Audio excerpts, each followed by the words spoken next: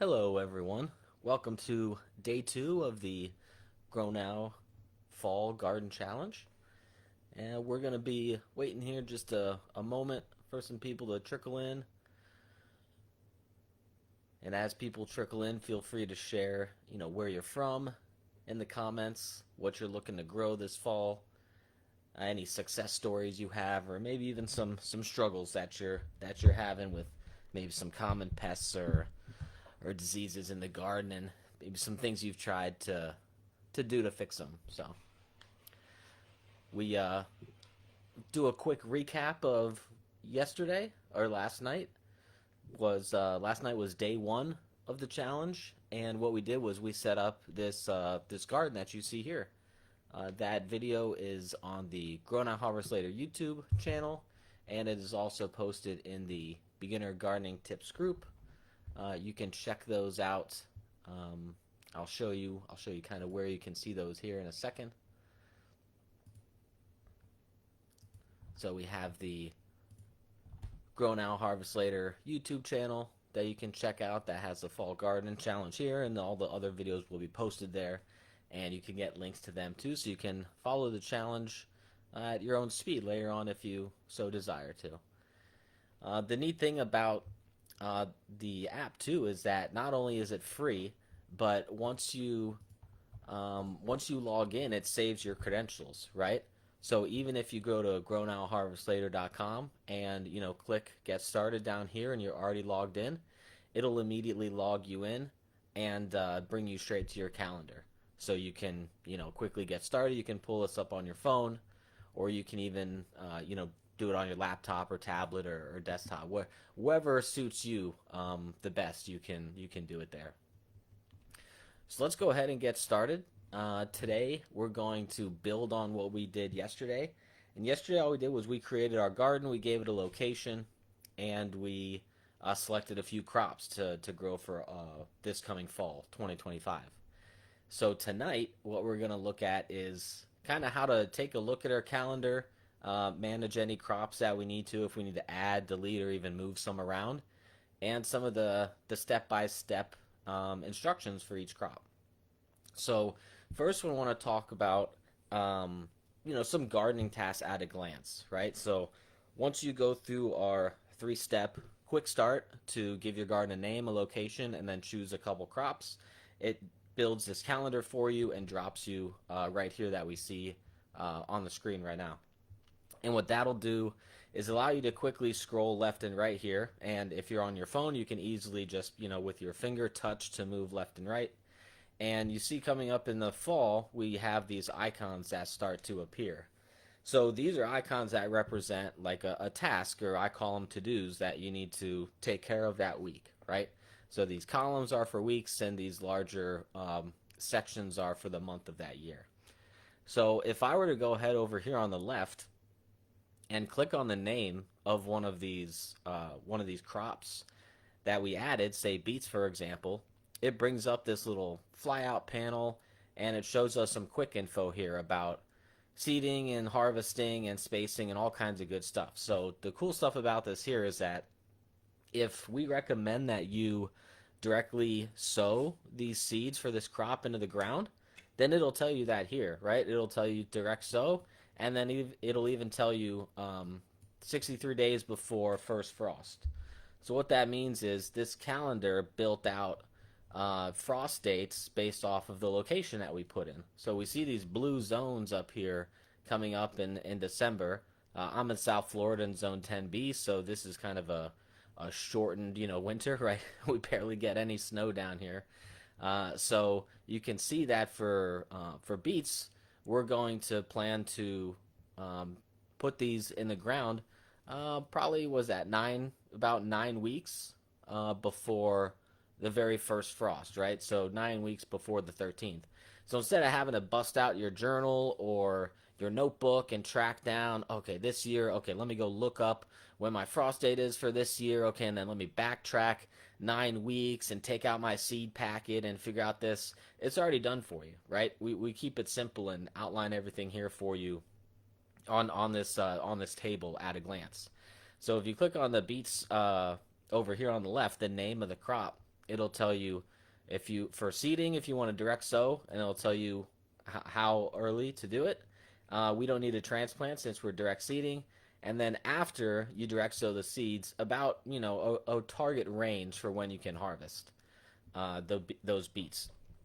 And then we even give you some useful information here for friendly plants, right? There's often plants that you want to plant next to each other or in the same garden bed because they go well together, right? They're friends. So in this case, beets will do well with onions, lettuce, and cabbage. There are others that it might do well with, but these are kind of some of the ones we wanted to highlight. And then it gives you some information for watering, right? 1 inches per week, right? That might be kind of ambiguous to some people or to beginners. So even break it down a little further where, you can measure out 1.5 cups a day, right? So if were out in your garden every day and wanted to do 1.5 cups, great. But if every other day you could do, 2 or 3 cups, that's kind of the recommended, the suggested watering schedule that you follow. But of course, depending on, how the climate is, if it's raining a lot or, whatever it may be, hurricanes coming down here in South Florida during the fall, you might have to adjust this, right? These are just general guidelines. And then it even gives you some spacing recommendations here. So if you had a triangle pattern, right, and you set up 3 inches on each side, right, that could be a good spacing recommendation for your beets. And then they're pretty tolerant to frost, and they're also a cool season crop. So that's why we're planning to plant these in the fall, right? So clicking on these name of the crops on the left will bring up that little quick info panel. So let's take a look at another one. So we can see for cabbage here, for the Copenhagen variety, we actually want to start these indoors. And we want to start those indoors 119 days before your first frost. So if we come back over here and look at the calendar, we can see that up here coming, this is just in a few weeks, maybe a month, we'll want to start the seeds indoors for cabbage. And then we can see how each of these icons tell us throughout the calendar year by week what what our target task should be to complete for that week.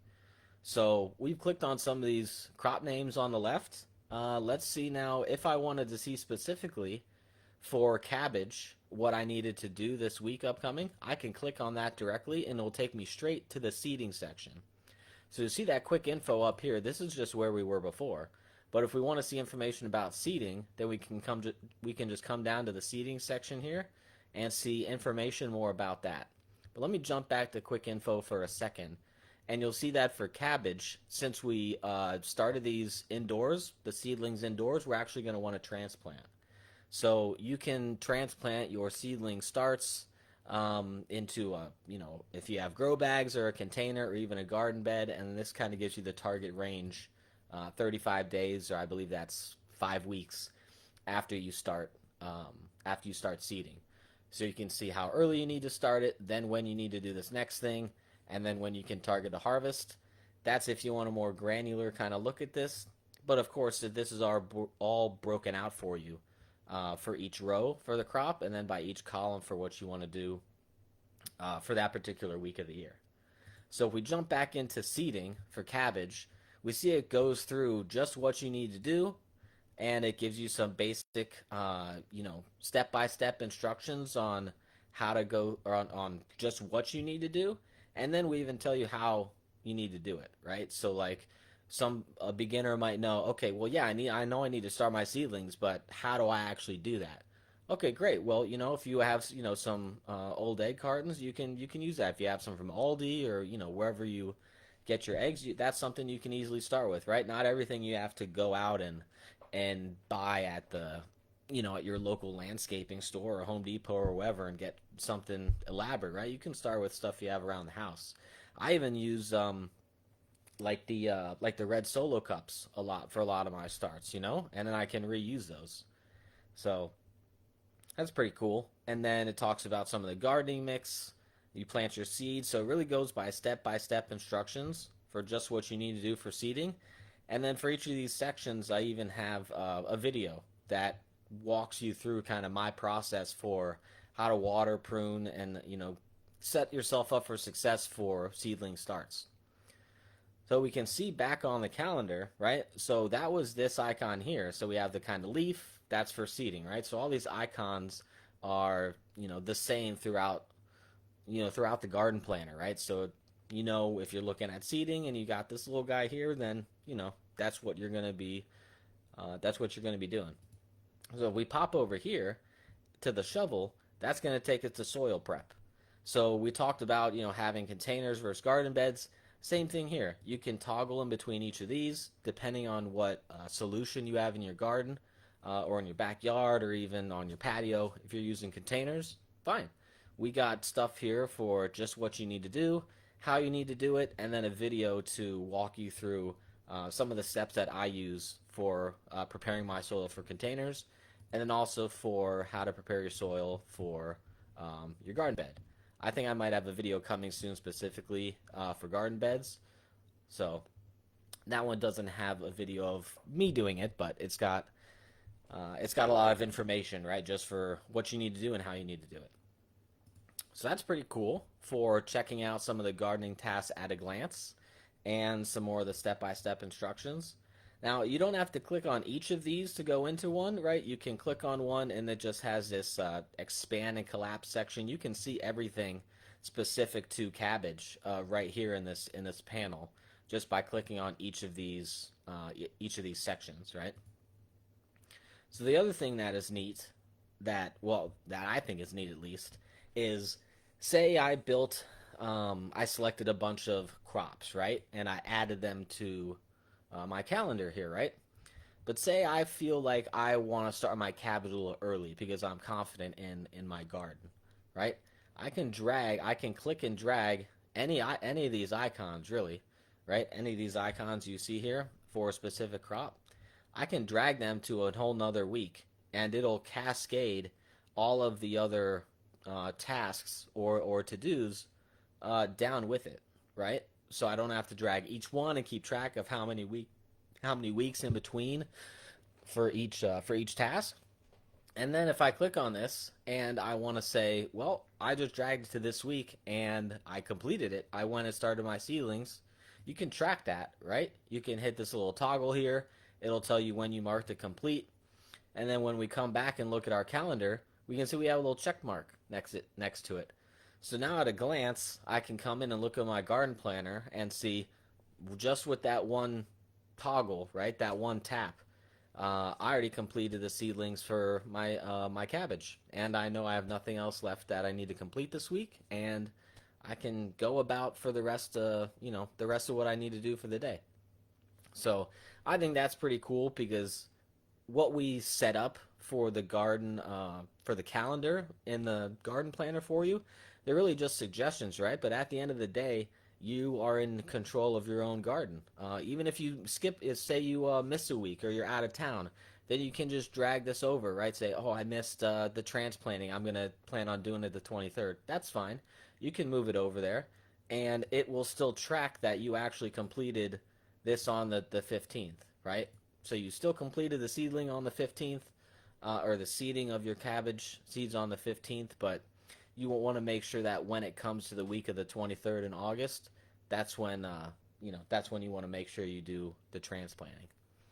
So pretty neat stuff there, as far as some quick info for the task here by clicking on the name of the crop, clicking on any of the individual tasks here or to-dos as I call them. It takes you straight to that information in these panels here, and then you can drag and drop these around to adjust your schedule. And the next thing we want to talk about, like management wise, is say I actually added this cabbage, but something didn't work out, or I bought the seeds and they didn't come in time, or something happened and you figure out I don't want to do cabbage, or I want to do a different variety, right? Well, we can manage that, right? You can go ahead and delete this guy from the calendar completely and it'll get rid of it, right? So same way we got rid of something, what if we want to add, right? So say we want to add some cabbage back in, but we want to do a different variety, right? So actually, let me do that again. So what you can do is you can come up to the top right here where there's an add crop button on your calendar, right? And then we have a list of 3,700 different combinations of crops, from vegetables to fruits to flowers, and varieties that go along with them. So if you want, you can click in this little drop down here, and you can scroll to look at the different fruits and vegetables and even flowers that we have. I have these icons on the left to indicate whether they're crops, or we get down into some of the flowers. So you can scroll through these if you want. There's quite a few to choose from. I think about 50 categories here, and then even down into 3,700 or more varieties for each of these.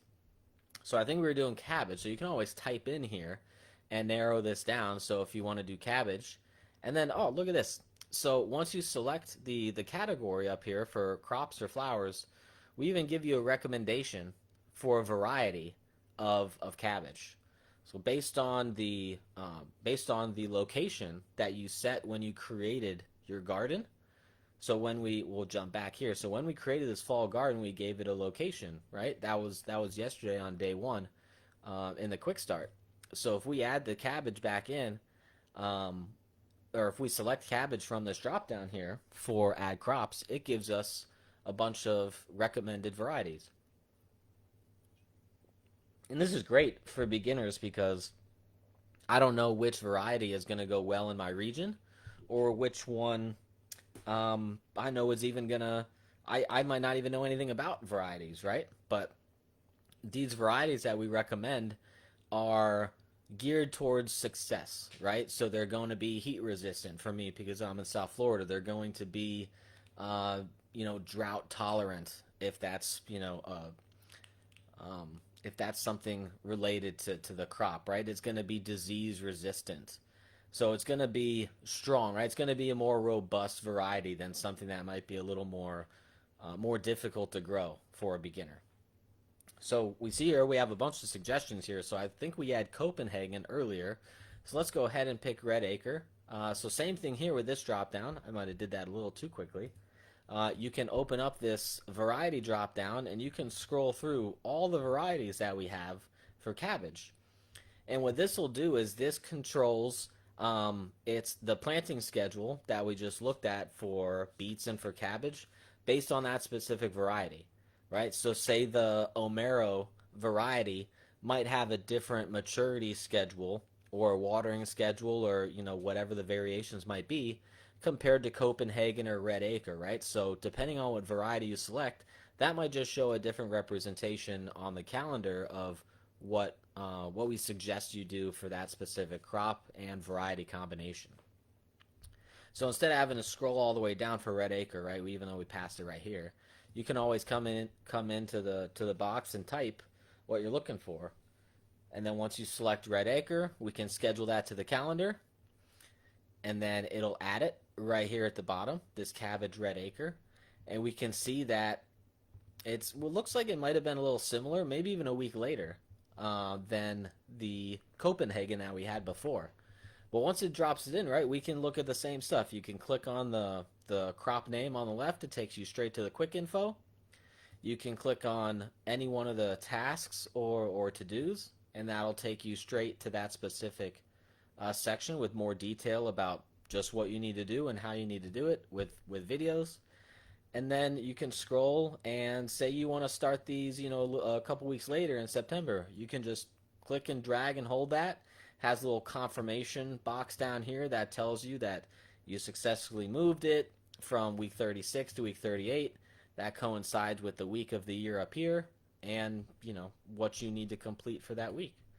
So that's kind of it for us to talk about on day 2. Really was just going through some more details of getting comfortable with the calendar section of your garden and how you can manage it, right?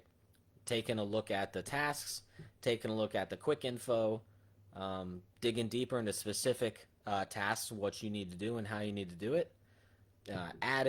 We added the cabbage, what was that, Red Dawn something? Red Acre.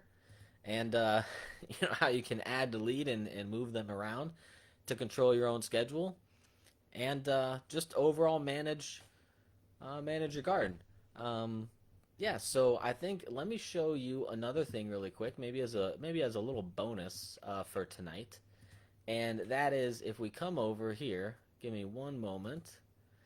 If we come over to the little flyout panel for the menu from the top right, what that's going to show us is something that I like to I refer to tasks as to dos, so that's how you'll see it here, right? You can call them whatever you like, but there's this to do section here. We'll probably go into this a little deeper tomorrow, but if you happen to pop over to this to dos list in the menu here, you'll see that this is going to show you just what you have to do for that week. So this is a little bit of a cleaner look if if you favor that. Let's go ahead and check this out together, right? Say we want to move these the cabbage that we just added all the way down to this week, right? The week of July the 12th, because today's the 15th. And then if we pop back over to the to-dos panel, it's going to just show us what we have due this week. So this is a more slimmed down view of the calendar for just what you need to complete for this week. So it'll tell you, it's due the 29th week of 2025, and these are the dates that is kind of due between the target, right? You can adjust it, of course. And then if you want to see how to do it, this takes you straight back to that panel we saw before on the calendar, right? So everything's really just a touch away. And then you can mark this complete. So say you were out there, seeding your cabbage today, you can go ahead and mark it complete. And that way when you hop back over to your calendar and it automatically scrolls you to the current week, we see it's got that check mark, right, for completed. So we know we're good. We can have a glance at the calendar. We have nothing else that we need to do this week, and we are good to go. So that kind of wraps it up for today. I don't see any questions I might not have already answered in the chat. So I think we can call it there for today. And don't forget to check out challenge day number 3. That's where we're going to dig a little deeper into to-dos, how to. We'll review some more things in the calendar and maybe open it up to some more Q&A.